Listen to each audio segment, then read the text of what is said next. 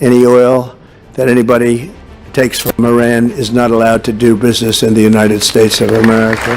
In a move that could reshape global energy markets and geopolitical alliances, President Donald Trump has issued a stark ultimatum. All purchases of Iranian oil must stop now. Threatening secondary sanctions on any buyer, Trump's warning isn't just about oil, it's about power. Secondary sanctions are the ultimate weapon in economic warfare. They don't just target Iran, they target anyone who does business with Iran. So if China, or any other country, continues to import Iranian oil, their companies could be cut off from the US market entirely. That's a nightmare for global trade, especially for China, which imports over 1 million barrels of Iranian oil daily, accounting for nearly 90% of Iran's exports. China is caught in a vice. As Iran's largest customer, Beijing faces an impossible choice: abandon its Iranian oil lifeline and risk economic instability, or defy the US and face crippling sanctions. With US-China relations already strained by 145% tariffs, this could be the spark that ignites an all-out trade war. But is Trump's threat enforceable? Energy expert Scott Modell suggests that without directly targeting China's state-owned enterprises, these sanctions might not significantly dent Iranian oil flows to China.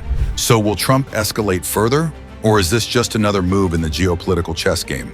But let's not forget, China isn't the only player in this game. Countries like Turkey, Syria, and even some in Southeast Asia have been tapping into Iranian oil. For them, the stakes are just as high. Do they continue to buy cheap Iranian oil and risk losing access to the US market? Or do they switch to pricier alternatives and watch their economies suffer? It's a tough call, one that could redefine their economic landscapes and their geopolitical alliances. Meanwhile, the world braces for an oil shock. Iran's 2.9 million barrels a day is significant. If that supply vanishes, we could see prices soar, hitting consumers and economies worldwide. Where will the world turn for oil? Saudi Arabia? Russia? Or will we face a new era of energy scarcity? And let's not forget the nuclear shadow. With US-Iran talks postponed, is Trump using sanctions as leverage to force Tehran back to the table? Or is this a sign that diplomacy is failing and military options are on the horizon? Remember, this is the same president who scrapped the 2015 nuclear deal, arguing it was too lenient. Since then, Iran has enriched uranium to near weapons-grade levels, and tensions have only escalated. This isn't an isolated incident.